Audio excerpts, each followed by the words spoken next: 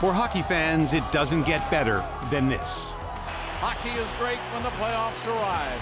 In the NHL playoffs, everyone knows the mission. Survive the toughest road in sports to end up as the Stanley Cup champion. The Florida Panthers have won the Stanley Cup. Those who have done it before are hoping they can climb that mountain one more time, while those who have seen their road end in heartbreak hope this time the journey takes them all the way. This is the group that is going to hopefully take this franchise to the promised land. Will we see a repeat of Florida's dominance, or will a new team break through? Can a Canadian club end this country's Stanley Cup drought and bring Lord Stanley north of the border for the first time since 1993? Coming up, we break down all the matchups and who we see as the teams to beat. Buckle up, it's the Stanley Cup playoffs. 16 teams, all looking for 16 wins. TSN's playoff preview show starts now.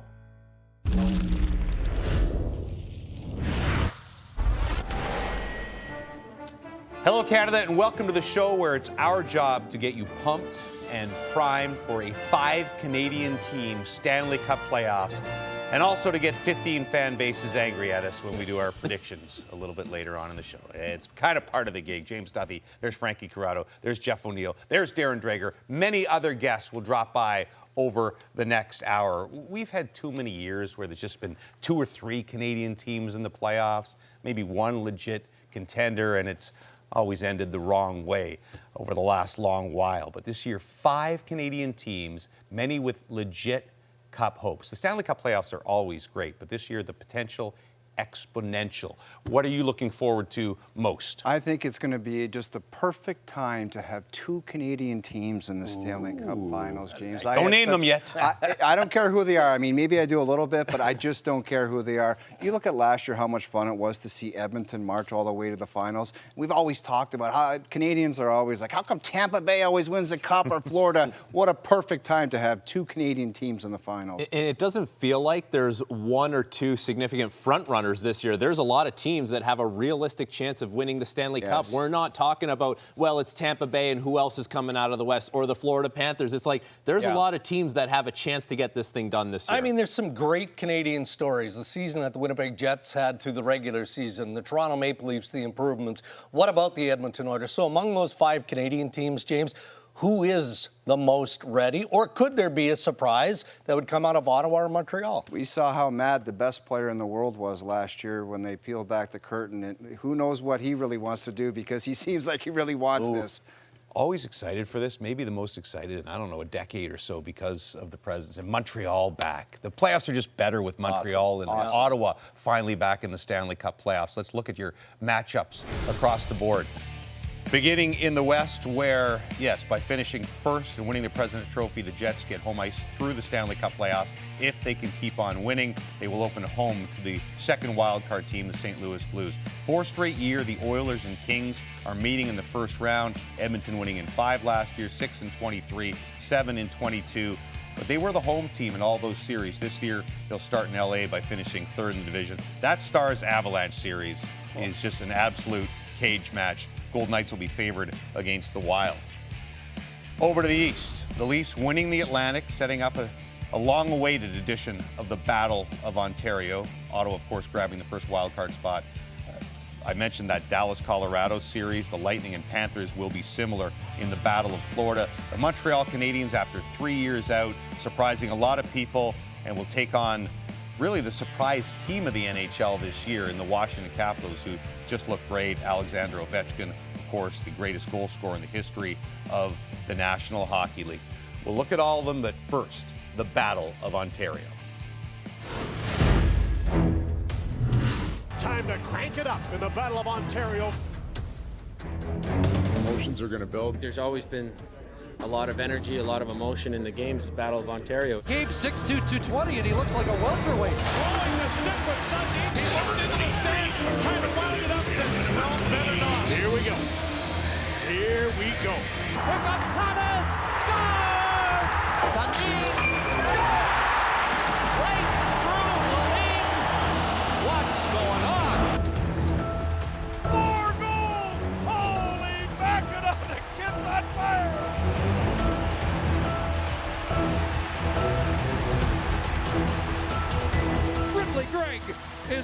put the finishing touches on an Ottawa win. Morgan Riley takes exception to that. Did he ever? I loved it. If we were on the other side of that, I don't know if we would like to either. We're going to stick together and stand our ground when necessary. This quote from Leafs goalie Anthony Solars: "It's going to be a bloodbath." Hyperbole, maybe, but there is historical reference for this. There was no nastier rivalry than Ottawa and Toronto back in the early 2000s. Finally, we get another edition. We're going to hear from both team reporters, starting with Mark Masters. It feels different down here this year. The Leafs finished first in the Atlantic for the first time, and they did it under a new coach in Craig Berube. New goalie Anthony Stolarz led the league in save percentage, and new defenseman Chris Tanev set a single-season franchise shot block record. So will a new coach, new goalie, new look on defense lead to new results in the playoffs? It feels different, but will it actually be different with the same key players still leading the way? With John Tavares and Mitch Marner on expiring contracts, this may be the last stand for the Core 4 era. Now, for the Senators' side of the Battle of Ontario, let's join Claire Hanna in Ottawa. Well, the biggest factor for the Ottawa Senators as they enter the playoffs will be the health status of their captain, Brady Tkachuk. He suffered that upper body injury on March 30th. He missed the next 8 games. Now, he did play tonight against the Carolina Hurricanes, and he is their goal-scoring leader. However, it's the physicality of Brady's game that's going to be so important in the playoffs. Now, I asked him earlier today when he started feeling 100%. He dodged that question, saying he's felt good all week. But as we saw in the Four Nations, his physicality in the game will be so important for the Senators. It's something they're going to need if they want to beat the Toronto Maple Leafs. All right, let's look at the depth charts for these teams. I mean, don't take it as lines here because not sure exactly who they'll be starting, but here are the players available. Lots of good news on the injury front for Toronto with Jake McCabe, Oliver Ekman-Larsson, center David Kampf, all ready to go, and Craig Berube fairly confident they could go in game 1. Max Pacioretty probably available as well, so pretty much everybody there for the Toronto Maple Leafs. As for the Ottawa Senators, the big news, of course, Brady Tkachuk returning after not playing since March 30th. In his 1 game back, 10:37 of ice time, 3 shots, 1 hit. Took that high stick and was kept out of the third period for precautionary reasons. Linus Ullmark also played in the last game, didn't have a great game, but he played well against the Leafs. In goal for 2 of the 3 games against Toronto this year, went 2-0 with a .960 save percentage and 1 shutout against the Leafs as Ottawa swept the series. I have so many questions on this series.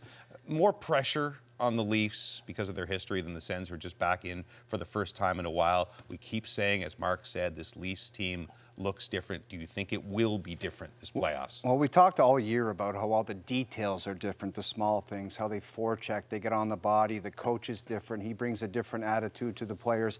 But what's going to be fascinating, and I think it's the 6th year I've said this, how is this going to apply come playoff time? Because these guys have had a weird approach to the playoffs. It's almost like a nervous energy where the playoffs show up and they're like, oh, this is here again. I hope we do well. Can they take some Craig Berube, Darcy Tucker mentality into these playoffs and say, this is ours, we're going to make our own breaks, we're going to be in attack mode, as opposed to saying, oh, no, these playoffs are around, I hope we don't screw this up? It would really feel different if at the end of this series, Travis Green is doing his press conference and he says, Matthews, Marner, Nylander, too much to handle. Like they were the difference and we just couldn't do it. And that is something that coaches haven't been able to say at the end of the series, especially in the first round. Well, and then look, there's going to be a matchup element, obviously, in this series based on what Ottawa's bringing and what Toronto has. And Toronto, as you alluded to in looking at the lineup, James, is finally getting healthy. So how is Craig Berube going to apply and employ some of the pieces that they have, like a Max Pacioretty, you've got David Kampf. There's 2 experienced guys, but do you shake up what has been of late a winning roster? So big question. It's the rare series where both teams kind of wanted each other. Toronto didn't want to play another Florida team in the first round. Ottawa really wanted Toronto because of the rivalry, because they dominated them in the regular season. Does that mean anything? It means something to the Senators' confidence, but does it mean anything that Ottawa won all three? Well, you only know what you know. And for the Ottawa Senators, they know that they beat the Toronto Maple Leafs quite a bit, especially this season. And normally I would say don't put too much stock into the season series because you don't know who was injured at the time. You don't know who was traveling, coming off a West Coast trip. Maybe the other team was playing 3 and 4. Like there's all these scheduled wins and losses that happen throughout the course of a regular season, and that changes for the playoffs. But for the Ottawa Senators, they know that they beat Toronto. So they have a recipe on how to do it. They have a top 9 that can score. They have a good top 4 defense core, and they have a goaltender that can win games. So they should be confident in their abilities to go up against a Toronto Maple Leafs team that has had a lot of playoff scar tissue. Anyone that's talked about Ottawa, it seems like there's only one guy in their team, Brady Tkachuk. There's a bunch of guys that can make a difference in this series. Tim Stützle, can he be a guy that elevates into a superstar? Can Drake Batherson get some magic and be a key guy? Can Claude Giroux find some energy and be a difference maker in the playoffs? And their goaltender, if he's dialed in and healthy and playing well, he could steal the show for the Sens. Well, let's look at the goaltending matchup because 2 significant upgrades this season. In Stolarz, who comes in and was terrific down the final stretch, had the best save percentage in the National Hockey League. And again, Ullmark comes over in that trade from Boston, kind of up and down, but had some massive games, particularly when the playoff spot was still in jeopardy. Stolarz first, Dregs. Is he ready to be a playoff starter and a playoff star? His numbers would indicate this season that he is ready. You can look at the level of experience in the playoffs. You know, he went down the path with the Florida Panthers en route to the Stanley Cup, so that matters mentally, physically. He is, as Mark Bethot describes, a mutant in the net. And the one thing about Ullmark in the net for the other side in Ottawa, Stolarz, it's a clean slate for both of these guys. Stolarz, he doesn't have the experience, but Ullmark won a Vezina, and they got pumped in the first round in Boston. So I would think when you look at this goaltending match, Stolarz has the little experience in the playoffs, but they're starting from a clean slate because the other guy won a Vezina. His team got pumped in the first round. And both of these teams are quite similar to a certain degree defensively, where, you know, Toronto has tried to build up their team defensively, and Ottawa defensive hockey, that's been the foundation of their team. But the last little while, goaltending has had to mask certain things, and Stolarz has done that for Toronto. Ullmark, especially since the Four Nations break, he's played so well. Well, Ottawa defensively hasn't been what they were, you know, for the first 3 quarters of the season. So Linus Ullmark has really stepped up to the plate, and the Ottawa Senators need him to do that come playoff time as well. Just such a fascinating matchup, and it's too long. Too bad it's been 2 decades. I want some craziness. I want somebody to go in the bench, do something, like just turn back neither the clock. fan base will be happy with this, but I want 7. Like a good 7-game. No, everyone wants 7. Toronto fans probably wanted over in 5. Sens fans probably want to sweep after they swept the season series. We have a ton more for you on the show. Coming up next, we'll look at the Winnipeg Jets. Connor Hellebuck, the President's Trophy winning team, have their sights set on a first Stanley Cup final berth. We'll look at the Jets and Blues, and our quiz asks the question, who would you rather have leading your team in the playoffs? Nathan McKinnon, Connor McDavid. They're both pretty good.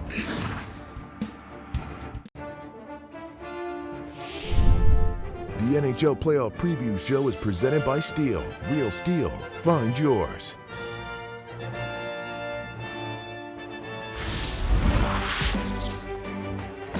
Connor Hellebuck has been unbelievable. Center pass! What a stop by Hellebuck! Boy, Hellebuck's making it look easy. Stick save by Hellebuck! Eye-popping numbers from Hellebuck this season. Hellebuck's had one heck of a season in goal. He is the lead pace car to win the Vezina this season. The MVP is in the net. He's the best goaltender in the world right now, bar none. Couple of Vezinas already poised to add a third, and his numbers this season even better than the 2 previous times he won the NHL award for the best goaltender. A career-high 47 wins, a career low 2.00 goals against, .925 save percentage, also the best of his career. His wins in GAA, best in the league. First in shutouts with 8, and finished second in save percentage. And if he wins that Vezina again, he'll be the 13th goaltender to win 3 or more Vezina trophies, which is remarkable. But that regular season success has yet to really translate to the playoffs. And this is the year for sure the Hellebuck and Jets fans would gladly trade that trophy for a Conn Smythe. Let's bring in John Liu. The Winnipeg Jets are on a mission to exercise their playoff demons. The President's Trophy winners are coming off the most successful season in franchise history, and optimism in the fan base is high, but it's cautious optimism because aside from 2018, the Jets and their followers have been left wanting more come late April. But for anybody who's watched the Jets all season long, they will have seen hallmarks developing through the course of the season, such as buy-in, consistency, competitiveness, aggression, and strong structure. These are qualities that were born out of the scar tissue built up after hard lessons learned in their last 2 playoff exits. Now, certainly all the components are in place for a deep playoff run, and now it's reckoning time to be greater than the sum of their parts and prove to themselves and their fan base that they can break the one-and-done trend and be legitimate Cup contenders.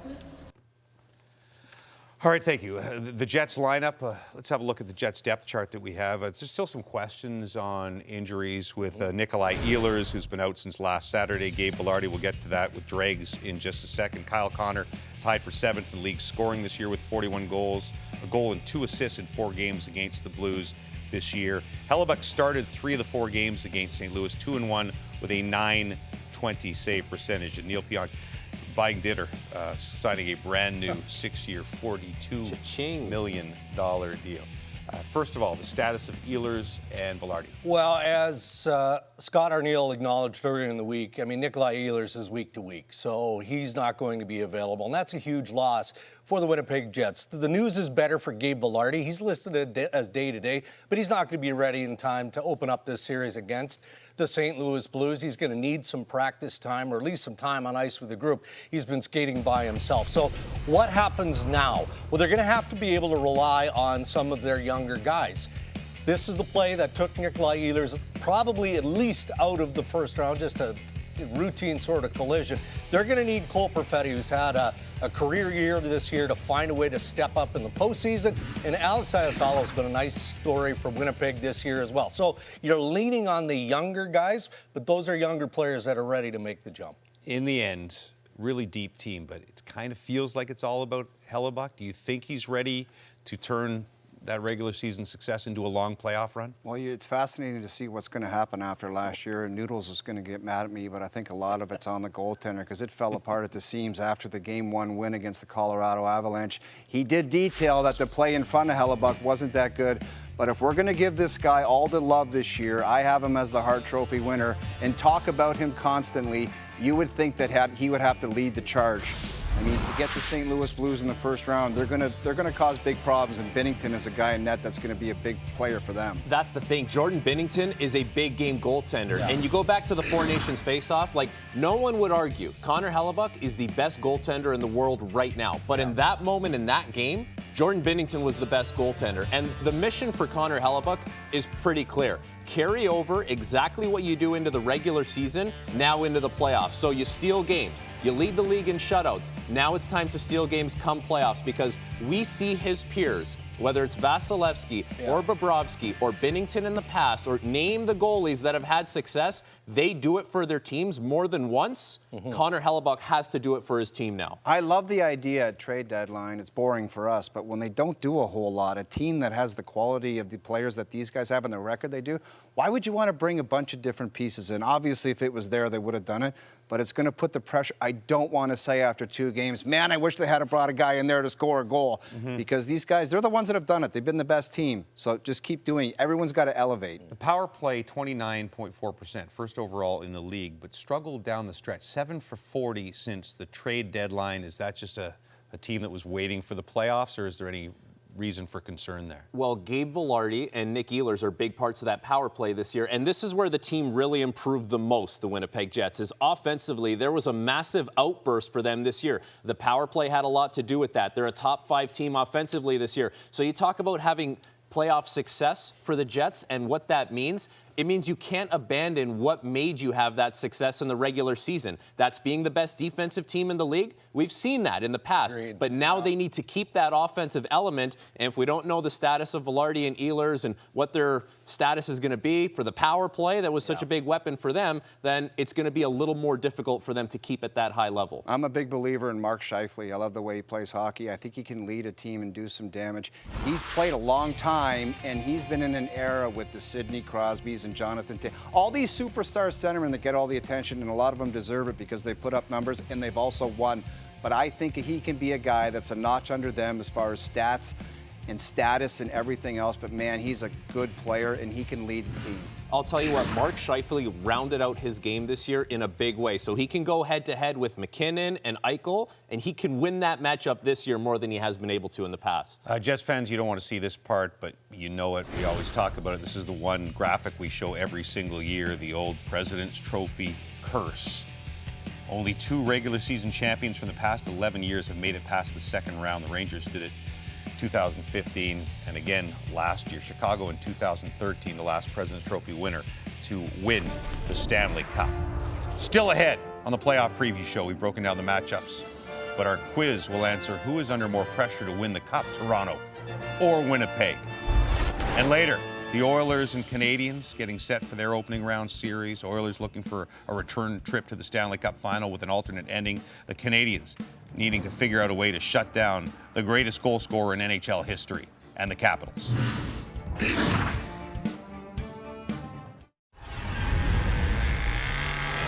Time now for the Ultimate Performer, powered by Steel. It's become a playoff tradition here at TSN. Every night, we select one outstanding performance from the playoffs and name him the Ultimate Performer, powered by Steel. We'll keep track throughout the playoffs, have a leaderboard for you, and then we'll tally it up at the end, and there will be one ultimate performer. Here is Ovechkin, shoots, he scores!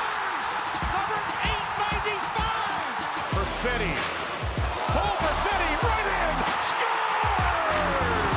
Ekholm for Connor McDavid. Seam pass, score! Draisaitl in his office. Marner in front, Matthews scores, and the game tied in rapid fire. Kachuk scores!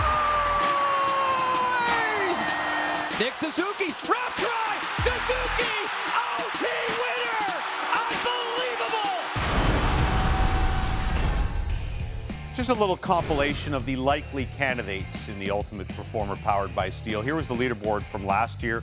Connor McDavid not only winning the Conn Smythe, but edging out Alexander Barkov for the Ultimate Performer. Again, leaderboard every single night, and the decision as soon as the cup is handed out.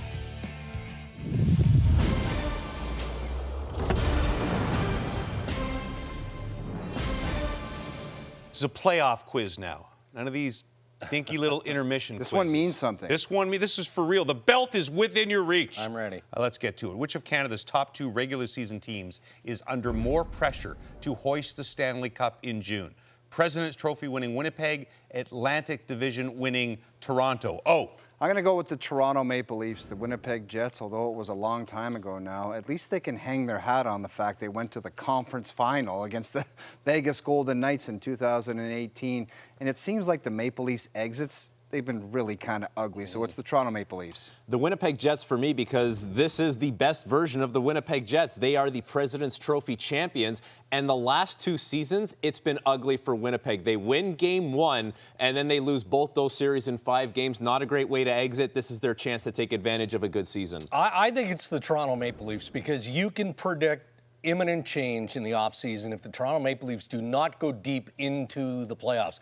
Their goaltending is better, the defense is better, but there's the contracts of Marner and Tavares hanging out there. No real wrong answer to this one. Who would you rather have leading your team in the playoffs if you only could choose between these two? 4 Nations MVP Nathan McKinnon, 4 Nations championship winning goal scorer Connor McDavid, Frankie? You said it, Jimmy. There's no wrong answer. I'm going to go with Nathan MacKinnon because we've seen him win a Stanley Cup, and the way he did it, the ferocity at which he plays in the playoffs, he's one of those guys that is just so feared every time he has the puck. And not unlike Connor McDavid, can do a lot of stuff single-handedly, but there was just something about Nathan MacKinnon on that run to the Stanley Cup where it felt like he was so feared every time he was on the ice. Connor McDavid, I mean, how do you measure hunger, right? You just said it. Nathan MacKinnon and the Colorado Avalanche have their Stanley Cup, and he was just such a dominant part of that success story.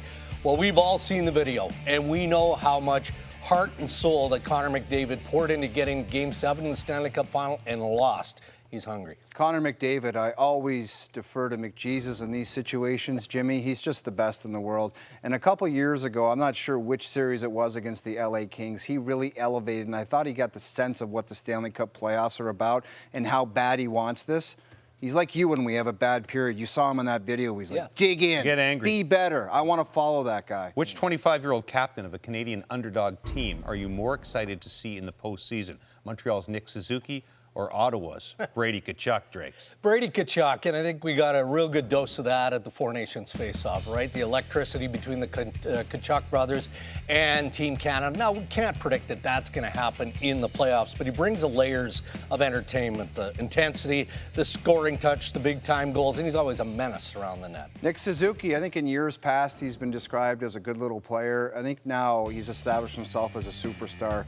He's dragged his team into the playoffs. And watching closely since the Four Nations, this guy has gotten it done in all areas of the ice. He's a superstar player, and I can't wait to watch him.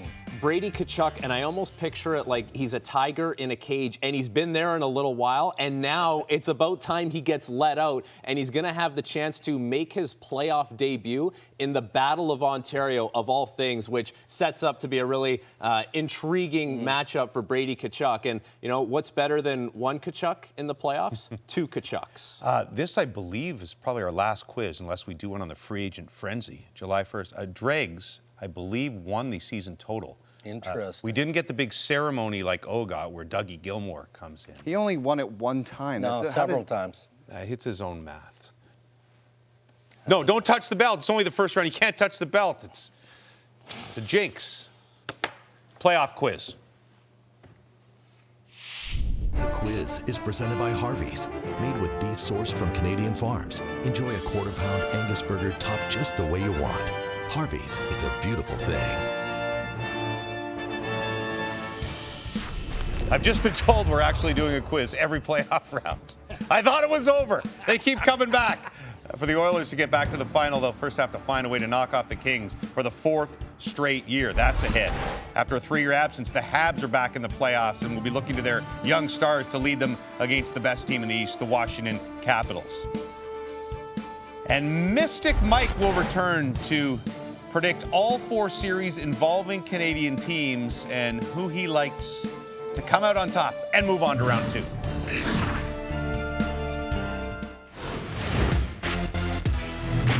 And Game 7 is underway with the Stanley Cup on the line. Sam Reinhart scores! And the Panthers lead 2-1. The Oilers are pushing hard here. Down low, McDavid! 3-puck Hyman! And they cannot score! The Florida Panthers have won the Stanley Cup! Remember that clip from Zach Hyman in the dressing room after where they were despondent and he said, guys, I know we're going to be back here. That's a rough quote because there was a few expletives thrown in. The thing is, it's a tough road to get back, especially when you're banged up and especially when you're playing a team starving to beat you after you knock them out 3 years in a row. Here's Ryan Rishaug. James, we're normally supposed to send in projected lines and D pairings for this preview show. I can't do it this year. That should give you an idea just how uncertain things are heading into the postseason here for the Oilers. Let's look at someone like Evander Kane. Looks like he's going to be ready to go for Game 1, but he hasn't played in over 10 months. So where are you putting him in the lineup? Is he a top 6 forward? Is he a 4th-line left winger? That would make more sense considering how long he's been out. How about Trent Frederick? Played just 1 game since the trade deadline. If he's going to gut it out and try and play in Game 1, Where do you put him? What can you count on him for? And if those two are suddenly dropping into the lineup, who's coming out? They haven't had these guys all year long. It's a crapshoot and a guessing game, and it's not much better on the blue line. Wallman and Stetcher are also somewhat in question. No Matthias Ekholm. Good luck figuring out what the D pairings are going to look like or who is even going to be in the lineup. There's a lack of continuity down the stretch. That is not ideal, James, but the Oilers are going to rely on the veterans in the lineup, no matter what the pairings and lines look like, that they can lean on their core game to power through the LA Kings for a 4th consecutive year. You play this game called Level of Concern on your radio show. You don't have to use the answers you use on the radio show, but how concerned are you about the Edmonton Oilers right now? The answers are so stupid on that show that I couldn't possibly use it on this preview show, James. I'm concerned in a bunch of different ways for the Edmonton Oilers. And the first reason, I'm going to give some respect to the LA Kings. I think they're a fantastic team. They have an outstanding home record. I think they've only lost 9 times total at home this season. So they're a quality team, and they've always built towards playing the Edmonton Oilers. They've chipped away and brought in different pieces. Quentin Byfield, who knows if he can be a difference maker. I think the Edmonton Oilers have lost some youth, some punch, some goal-scoring, skating ability with some guys that have walked out the door. And can they just put it all together? It seems at times they've been disjointed this year. They certainly started the year out like that. I don't know if that was fatigue, injuries, guys coming back. Can they all put it together? But if there's one reason to be optimistic, it's 97 and 29 up the middle, because they showed last year that they can drag their team all the way to the promised land. Dregs, those injuries, and Ryan was reporting them, but more commentary, how devastating is losing Ekholm, and what will be the availability of those forwards? Well, I mean, if you start with the forwards, there's some questions that need to be answered here. Is Evander Kane ready to go for Game 1? There are some who say maybe, but there are others who say he's probably closer to a Game 2 or a Game 3 scenario. Trent Frederick hasn't even skated yet. The expectation is maybe on Friday he'll get on the ice, so up front that looks after that. Enormous hole created with the loss of Matthias Ekholm. So either one or all 3 of these men are definitely going to have to step up in some capacity, and that's Darnell Nurse, Jake Wallman, and Evan Bouchard. 2 of those 3 guys elevate their game, then the Oilers can probably get through the loss of Matthias Ekholm. But it'd be better if all 3 of those men were able to contribute. I don't care if that Evander Kane's out for 3 years. He goes right up to one of the top 2 lines. He's that good of a player in the play. He was a monster in the playoffs for these guys. It goes McDavid, Draisaitl, and that guy was right there scoring goals all the time. And if we're talking about guys that can really make a difference, Matthias Ekholm is one of those guys. And if 97 or 29 weren't going to be able to play, that would have been devastating. But the guy who's next in line is Matthias Ekholm, because he keeps that blue line together. You know what, though? If Ekholm was completely healthy and we knew Kane was healthy and Frederick, there'd still be concern because of Stuart Skinner and just didn't have the form that he had. I mean, he lost a little bit in the playoffs, but was really good when it mattered at the end of the playoffs last year. And, Pickard had better numbers during the season. Is goaltending a major, major issue? It has to be, and it is for the Edmonton Oilers. And I think if you look at Stuart Skinner, you just want to see the progression. Like James, you mentioned, we saw him get better last year, and then this year, we saw him take a step back. And for me, Stuart Skinner falls into the category of goaltenders where if everything is working well around him and the team game is rounded out, you can get by, and he can give you a chance to win. But all of a sudden, if you're talking about injuries to key players or things just haven't gone as well as they thought, well, that puts more strain on the goaltending position and Stuart Skinner. And now you might be in a position where you say, we might have to put Calvin Pickard in net, and we didn't plan for that at this point in the playoffs. There's all kinds of message sending in the playoffs, Jimmy, and the one that could be really important is Skinner sending a message to his teammates that he's ready to go and he's dialed in, because that will just ease everybody's discomfort with his play. And he just got to send that message. I'm ready to go and I'm back.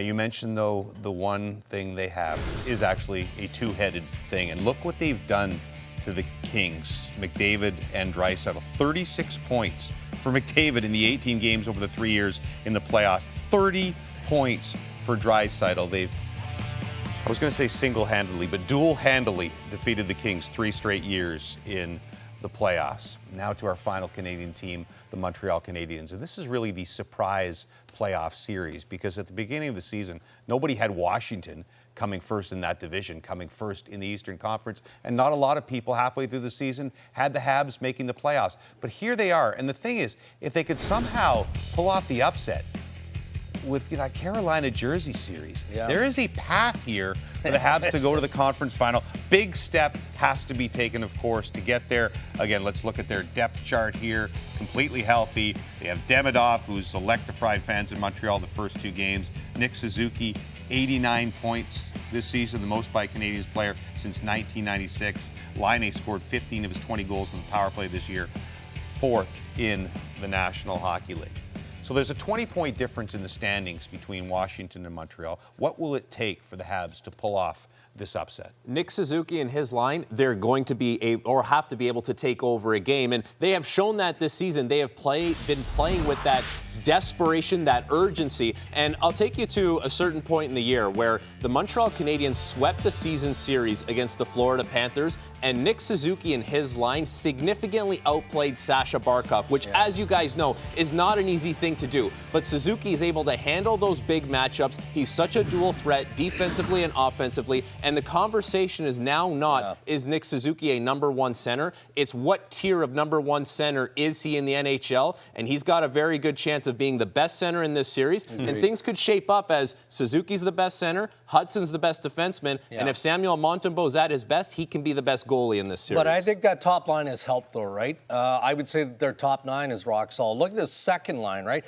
Brendan Gallagher has had a renaissance type of season by his standards. So you look at Gallagher, you've got Dvorak, you've got Josh Anderson. 2 of those 3 guys have the ability to be difference makers. Gally being one, Josh Anderson being the other. And again, he's healthy in Josh Anderson. So there's a lot of push coming from that top 6, but some other real fun stories. And, Patrick Laine and what he's meant to the Montreal Canadiens this year. Demidov now ready for the playoffs. Is he ready to, he's got we've the seen 2 games. bonus in his contract. I don't care. He's a stud. Let's not. I'll go could he crazy be a on it if you difference don't want to. maker He's in a this stud. series? Absolutely, he can be a difference maker. Every time he stepped on the ice, it seems like he doesn't care where he is. Bell Center, NHL, playoffs. He'll be dynamic. Another guy that can be dynamic from in a difference maker. Here's the kid. The way every time he touched the puck, he was making plays. He just doesn't seem to care where he is. No. Can he do it in the Stanley Cup playoffs? I think he's got a big enough ego and loves playing that much that he'll just go out and do it. But another guy that can do it is Patrick Laine. He's got to be more than a power play guy. I've been watching him, and there hasn't been a lot going on 5-on-5. He has turned himself into a power play specialist. If he can ding something 5-on-5, they might have a chance. And the key for Montreal is to play with a lead. That's not something that they've done a lot of. They're tied for first in the NHL when it comes to third period comeback wins this season. 4th fewest time leading games this year. So they have to find a way to get out to a lead and be comfortable playing like that. They got to get some energy. Getting into the playoffs zapped a lot out of them. They got to find a way to get it back. The other thing, Washington's had this division soaked for a while. They've had it done, but they have not played well down the stretch. And the maybe ripe goaltending with Logan Thompson being hurt at times is so that could be fascinating. Is Washington's goaltending going to be an issue? He's back now. Montembeault's had a really fine season, so. Again, a series that I think could potentially be closer than people expect. We'll see. A lot of prognostications ahead, but first, the King.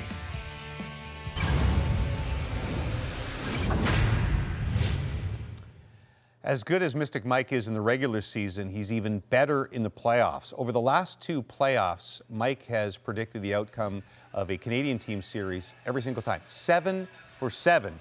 Which is great unless you're the Canadian team losing.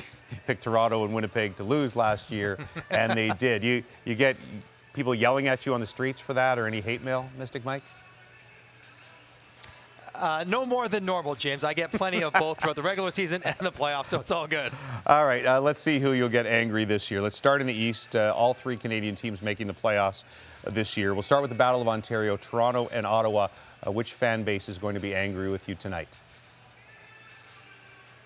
I think it's going to be a close series, a tough series. Ottawa is a sneaky good defensive team. Brady Tkachuk's coming back. But I think while goaltending hasn't always been the reason why Toronto's lost, it's rarely been the reason why Toronto's won. And I think the fact that Stolar's been a top 5 goalie all year long is a big part of the reason I'm picking Toronto to win this series. Stolarz has been so good, so consistent, and the experience really lends itself to Toronto. First time through for Ottawa, not so much for Toronto. Also, I'm taking Washington. Even though they're struggling against the surging Montreal, I think Washington's got to find a way to figure it out.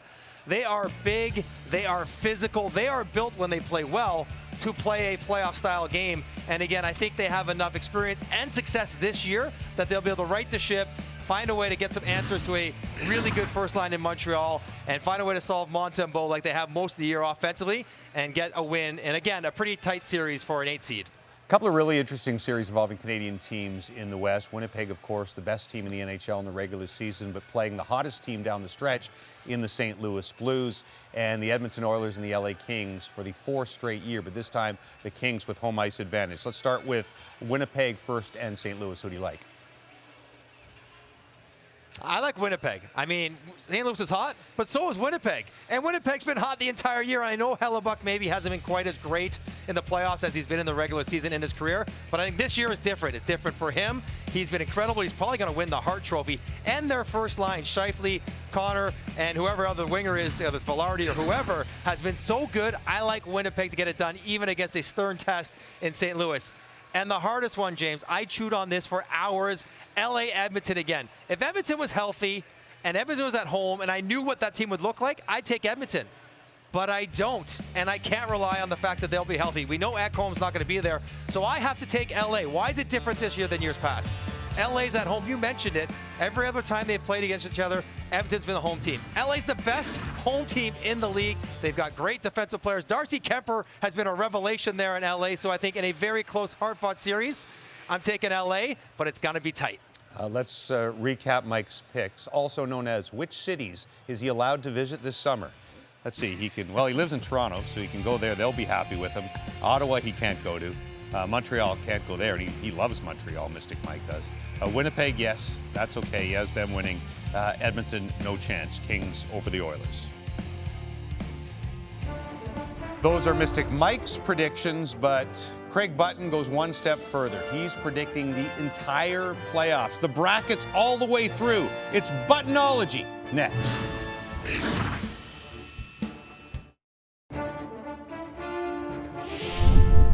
The NHL Playoff Preview Show is presented by Steel. Real Steel. Find yours.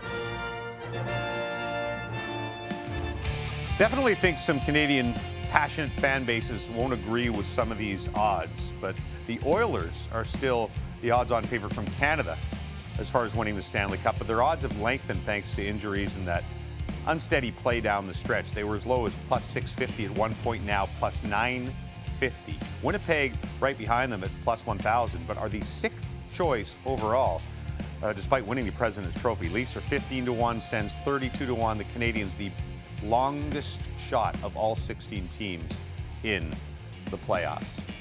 Every time when we do this thing we call Buttonology, where Craig Button has to predict the entire playoffs, or we do it for the World Juniors, I say it's the most impossible job in the world. But perhaps not. As I look at Craig's results from last year, he was 11 out of 15. He had Florida winning the Stanley Cup, had Dallas in the final and not Edmonton. And in the first round, 6 for 8. And the only 2 he missed were where he was sucking up the Canadian fan bases because he had Toronto, Winnipeg, who both lost in the first round. So maybe perfection is possible in Buttonology. You have to try to pursue perfection. All right, well, let's do it again. Let's start with the East and the Battle of Ontario. Yeah, and Ottawa back in the playoffs after a long drought, but Toronto, this is a team that's primed to get moving forward here in the playoffs. Battle of Florida should be awesome. It will be awesome, but Tampa Bay Lightning have been awesome since the Four Nations face-off. They move on. All right, Washington, the #1 seed against Montreal. Yeah, too big, too skilled, too deep for the Montreal Canadiens. Washington moves on. And Carolina, Jersey, 2nd and 3rd seed, but have had some issues down the stretch. They have in New Jersey without Jack Hughes, who's a difference maker. It allows Carolina to move on. All right, so Carolina gets through. Let's go to the West. Winnipeg and St. Louis. St. Louis really hot the last month or so. They have been, and that'll be a hard series for Winnipeg. 1 versus 8, but Winnipeg prevails. The ultimate cage match, grudge match, whatever you want to call it, Dallas and Colorado. A lot of people picking either one of them to win the Stanley Cup. You got to pick them in the first round. Yeah, and one of those teams, a serious Stanley Cup contenders, out, right? Yeah. And I think it'll be Dallas. No Heiskanen. uncertainty with Jason Robertson. Those are big gaps in their lineup. Vegas, Minnesota, more as lopsided as it looks, you think? Yes, yeah, the Golden Knights move on. All right, and finally, LA, Edmonton for the 4th straight year. And it'll be a different outcome this year. The LA Kings win. The LA Kings have strong defense, great goaltending with Kemper, and we talked about the Edmonton Oilers. Inconsistency, injuries, Kings move on. And home ice advantage, LA was a really good home team this year. Tough to beat a team 2 years in a row in the playoffs, let alone 4 straight years. That's what Edmonton's out to do. All right, back to the East. Who's going to the Eastern Conference Final? The Tampa Bay Lightning. Now, I know Toronto beat them, and Tampa Bay has a lot of respect for Toronto. That'll be a tough series. Washington, Carolina? Washington gets to the Eastern Conference Final. All right, Tampa Bay, Washington for a trip to the Stanley Cup Final, but let's go west first. Winnipeg and Colorado, which again, we know what Colorado did to them last year. Does it happen again? No. Redemption for the Winnipeg Jets. Redemption for Connor Hellebuck. They beat the Avs. All right, another Canadian team in the Western Conference Final, just like last year with the Oilers, Vegas and LA. That'll be a heavy series, but I got Vegas coming out. Okay, so there's your Final Four. T-Bay, Washington, Winnipeg, and Vegas. Who's playing for the Cup? The Tampa Bay Lightning from the Eastern Conference. Wow. I love the way their team has played this year. John Cooper's got some winning touch. He's going to try to do it again. And there always has to be a Florida team, right? From the East in the Stanley Cup Final. Winnipeg and Vegas. Yeah, this will be... Vegas has beat Winnipeg twice in the playoffs in recent years, including the year they won the Stanley Cup. Western Conference Final. Winnipeg wins. All right, so there you go. Tampa versus the Jets. Does Winnipeg end the Canadian Stanley Cup drought? Yes, they do. Wow. They're primed. President's Trophy, I don't believe in the curse. I think the Winnipeg Jets are deep enough, skilled enough, and it's their time. Then again, you did pick them in the first round last year, and they went out in the first round. But there you have it. Will he be perfect this time? Will the Canadian drought end? Craig Button says yes. We didn't trust you guys to do the entire thing. So we made your job a little bit easier. Fancy, yeah. Only Final Fours and Stanley Cup winners. We're going to go down the line here. This is our least favorite segment. We want you to know we love all 16 teams. And we wish the Stanley Cup could be split 5 ways with the 5 Canadian teams. Is that fair? Have I been political enough? Has sworn he will never do this ever again. That's the last time. There's senior people in here. I'm not doing this again. In your contract. I read it. Let's go, Drakes. All right. Well, I'm going to pick an all-Canadian Stanley Cup final. To get there, you've got Toronto playing Carolina in the East, Winnipeg playing Vegas in the West, Winnipeg versus Toronto, and the Winnipeg Jets will win the Stanley Cup. How much fun would that be? O-Dog. These teams better not make me look stupid again this year. I've got Toronto versus Carolina in the East, Winnipeg versus Vegas, Winnipeg versus Toronto, and I've got the Toronto Maple Leafs taking it home this year. I don't think it's the last time I'm going in on any of these teams. All right, I have Toronto versus Carolina in the East. I have Vegas versus Colorado in the West. Vegas, Toronto, boy, those Air Canada flights are going to be packed going down to Vegas, and then Vegas winning the Stanley Cup. Another no state tax team taking it home. I believe all 3 of you with the Toronto Maple Leafs going to the Stanley Cup Final. I can't do that. As a matter of fact, I have the same 2 finalists as Craig Button. I have Washington versus Tampa in the East, Winnipeg versus Vegas, Winnipeg versus Tampa, but I'm going to flip the winner. The way that Tampa has played down the stretch, I just think they're due for another run, but I have no clue, frankly. Because I changed my mind 7 times when doing these and had 7 different Stanley Cup champions. I will say is this. First of all, good show, great season. We'll be there for the playoffs on SportsCenter. And every Stanley Cup playoffs is great. The first round is always the best time of the year. And with 5 Canadian teams in it, this is going to be one for the ages. Enjoy it, folks. Thanks for watching.